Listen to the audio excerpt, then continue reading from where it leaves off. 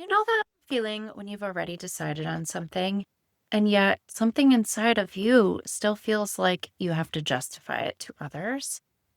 Not a brief explanation, but an in depth rationale behind why you are choosing what you are.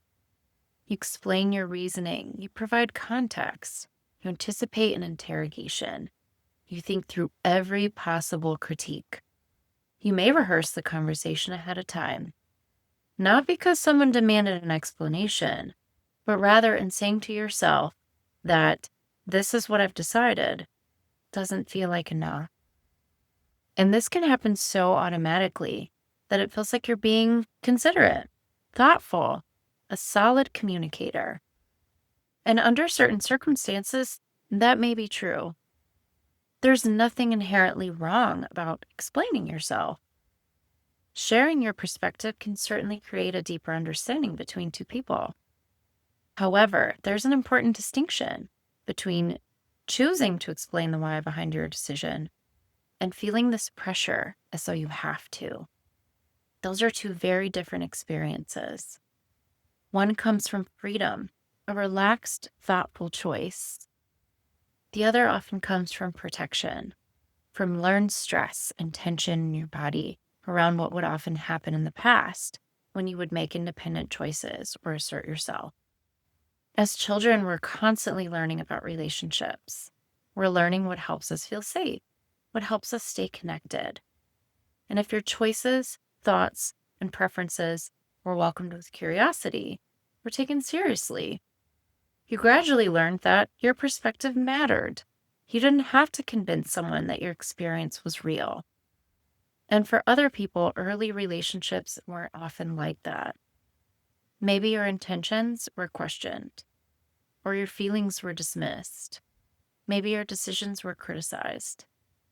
Maybe you found yourself trying to prove over and over that you weren't being disrespectful or selfish or too sensitive. Over time, your body learns to adapt to best emotionally protect yourself from that criticism, that denial of your reality. So you begin thinking, if I can just explain myself well enough, maybe they'll understand. If I choose my words carefully enough, maybe this won't become a conflict. Perhaps if I provide enough context, maybe they'll see that I'm not trying to hurt anyone. And there's something important worth noticing here. The explanation isn't about communication anymore. It's become a way of trying to create safety within the relationship. And this isn't just a habit. It's often a pattern of seeking safety and connection. And this pattern has been repeated within your body for a very long time.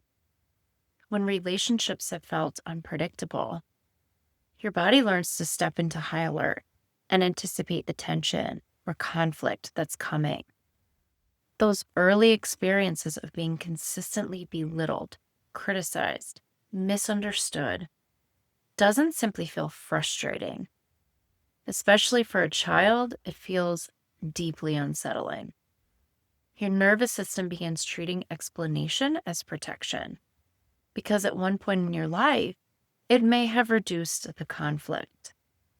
It may have helped to reduce judgment, doubt, or criticism within an important relationship. It may have been one of the few things that gave you a sense of influence in situations where you had very little control, which makes sense. And something noteworthy often happens as we grow older when the circumstances have changed around relationships. As an adult, you may find yourself explaining your decisions to many people in your life when they never pressured you for an explanation or they never doubted your reality. Maybe apologizing before anyone has expressed disappointment, feeling uncomfortable, simply allowing your choice to exist without supporting evidence. Sometimes we believe we're explaining ourselves so other people will understand us. And sometimes that is true. But other times we may actually be holding on to something much deeper, waiting for permission to trust our own decision. permission to believe our own experience, permission to let our choice stand, that our needs and preferences are just as important as everyone else's, even if someone doesn't agree with our decision. And the distinction between freely offering the why behind your decision versus this pressure to earn someone's understanding or approval is important to distinguish. One experience says, "This is my perspective. I'd like to help you understand where I'm coming from." Feeling an internal pressure to earn understanding sounds more like anticipating the scary things that could happen. If I can just explain this one more way, maybe they'll approve. Maybe they won't be upset with me over my choice. Or maybe they'll see that I'm not wrong. And these are two very different experiences.